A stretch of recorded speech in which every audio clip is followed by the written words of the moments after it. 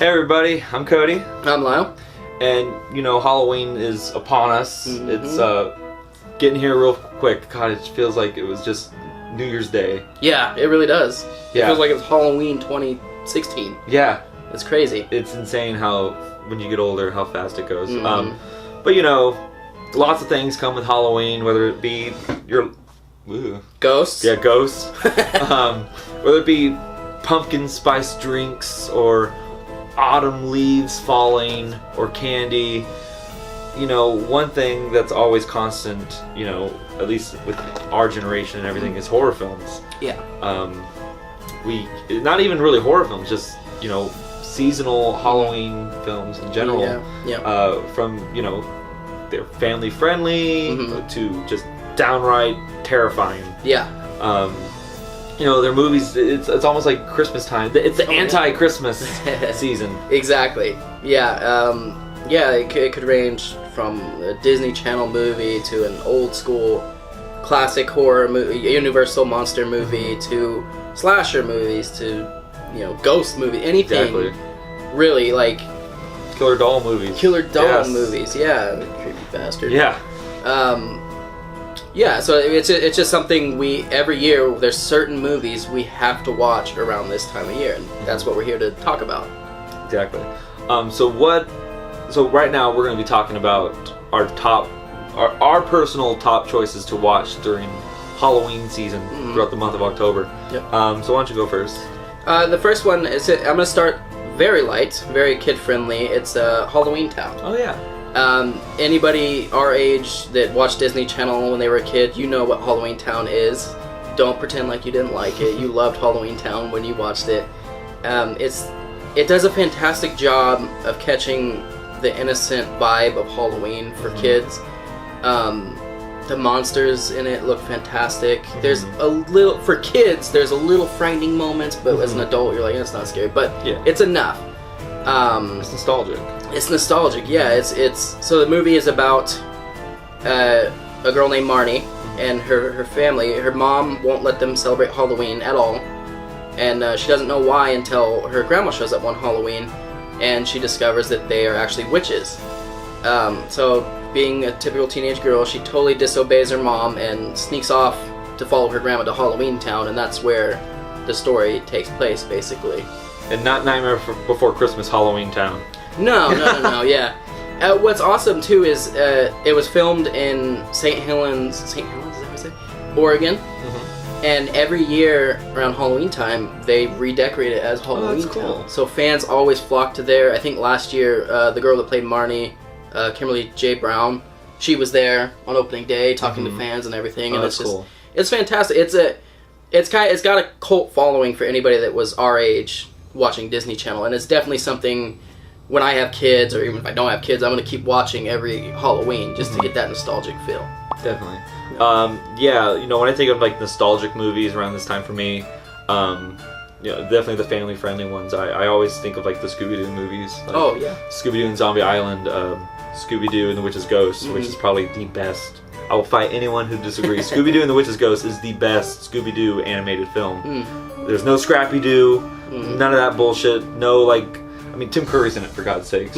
Oh, yeah. Tim Curry, the Hex Girls, singing catchy-ass songs. Yeah. It's the perfect, not only is it the perfect Scooby-Doo movie, but it's the perfect, like, Halloween time movie, because it's like, there's witches, there's ghosts, there's, lots of autumn colors, lots of fall. It just feels like fall when you watch it, and it's great. It also kind of reminds me of Thanksgiving, like when you see like the cartoon animated food. But I digress. I'm getting off topic. But there's lots of like child-friendly Halloween movies out there. But for me, the best one is fucking Hocus Pocus. Oh yeah, no competition. Hocus Pocus. I must watch this on Halloween every fucking year. I watch it multiple times during Halloween. I've already watched it once. Yeah. I'm probably going to see it like 2 or 3 more times before that. It's just, you know, let's be very clear. It is very fucking like dated and corny, but that's why we love it so much. Yes. Yeah.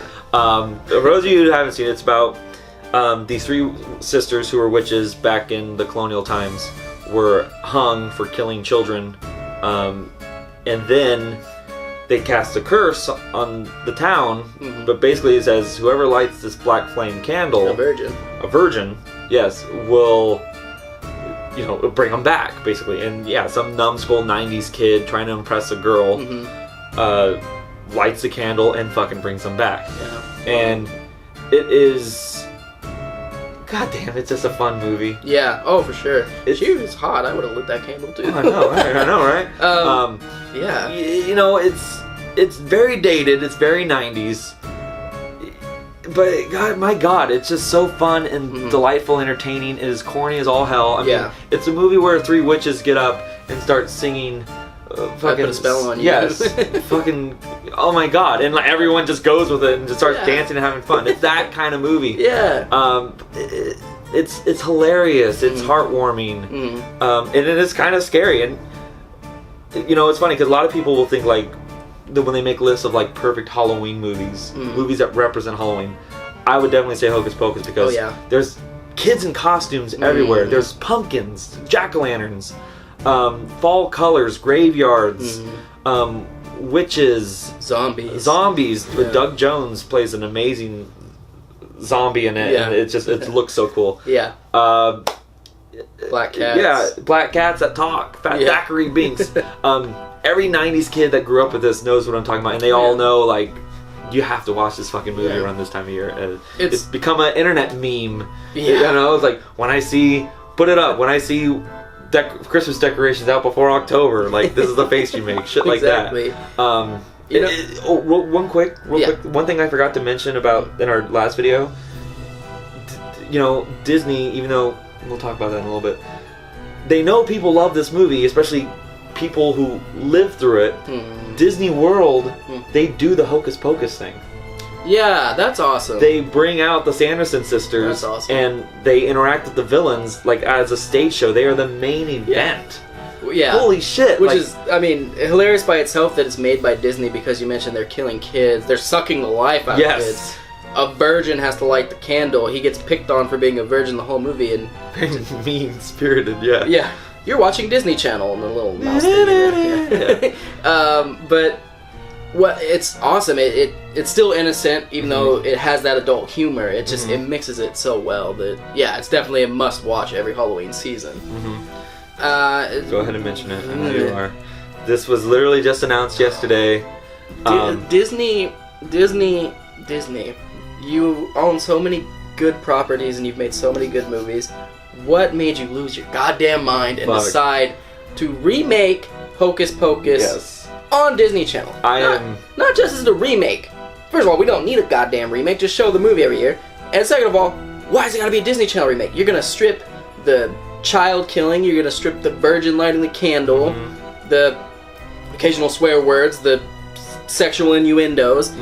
It's gonna be a watered down Hocus Pocus. It's gonna be all, you know, we just talked about how great it was as a remake, but when I hear Disney Channel remake, that's not gonna work. No. And I love Disney. I'm a Disney fanboy. No way. They're capable. No way. They're capable of making good Halloween movies on their own. Well, to be fair, originally Hocus Pocus was supposed to be a Disney Channel original movie, but they eventually put it in theaters. But I mean, who do you cast as Bette Midler? Who do you cast as Sarah Jessica Parker? Who do you cast as, I can't remember the other lady's name, but she did a fantastic job. Jimmy? Yeah. Who do you cast as them? There's nobody that can replace those three. Those three will always be the Sanderson sisters. And to remake it and cast other people in it is just a terrible idea. It's not like It, where people now laugh at it and regard it as a bad film. People still love this movie, so why the fuck are you touching this movie? Yeah, fuck you. Less family friendly, more recently it was like 10 years ago, is Trick or Treat. Hell yeah. Wow, what's that guy's name? Michael Dogtree. Yeah, he does fantastic holiday themed movies. Krampus, yeah, that's another. He's doing Godzilla 2, which I am very fucking excited for. There you go. He knows his shit. That's all I gotta say. Yeah, but you want to talk about like Hocus Pocus capturing the feel of Halloween? There's very few movies that do that, and to me, Trick or Treat nails it. Like, it feels like Halloween as you're watching the movie. Yeah, like I'm surprised they didn't do a Horror Nights thing yet about it. Oh yeah.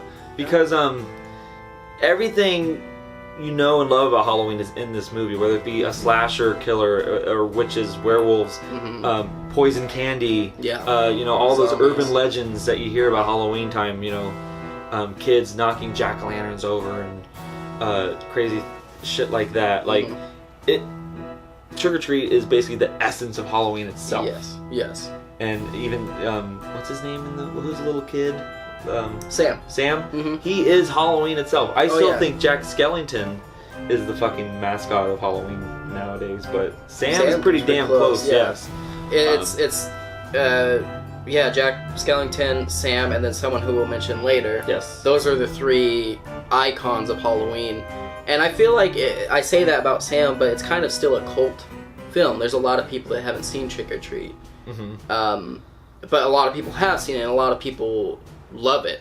And it's the perfect, I don't want to say it's a perfect movie. It's not a perfect movie. There's a lot wrong with it, but it is the closest thing to a perfect Halloween movie out there. Definitely. It's Halloween itself. There's jack-o'-lanterns fucking everywhere. There's people in costumes everywhere. It almost feels like this is like a Halloween party movie, but it goes horribly wrong. In fact, I showed my fiance it last year. She'd never seen it, and she was just like the whole time like, what the fuck? What are you showing me? That's legit your first impression watching it, but then when you watch it the second time, I didn't like it the first time. No, I didn't either. It creeped me out, and then I watched it again. I'm like, God, this is a fun fucking movie, and it's a fun movie. Exactly, and that's another element of Halloween. People think just straight up scary. Yeah, there's a lot of horror to Halloween, but there's also that fun factor that a lot of movies kind of miss out on, and Trick or Treat got the horror and the comedy just right. Yes. And that probably has a lot to do with why it feels perfectly like Halloween while you're watching it. Definitely. The ones I have to watch every year, and we're going back to the classic, the Universal horror movies. And I'm talking about Dracula, Frankenstein, The Mummy, the Wolfman, all of those, Creature from the Black Lagoon, to even ones that you don't really know a whole lot about, like there's The Raven. Boris Karloff and Bela Lugosi. That's a great one.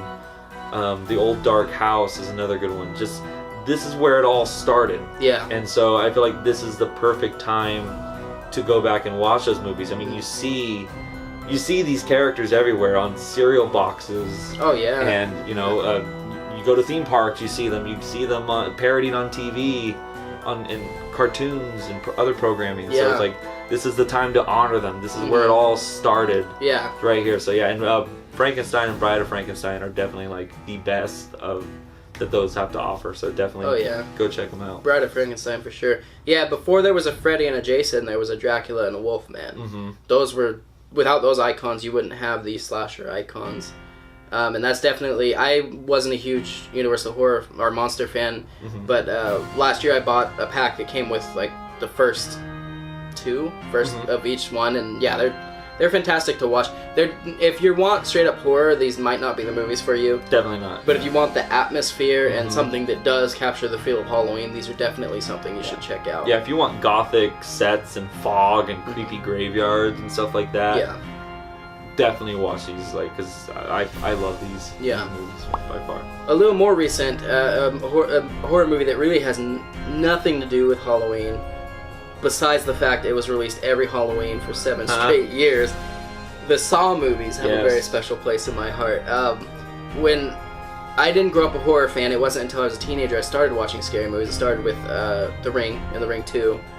I went to a theater to see the remake of The Fog. Oh God. And the trailer to Saw 2 came on.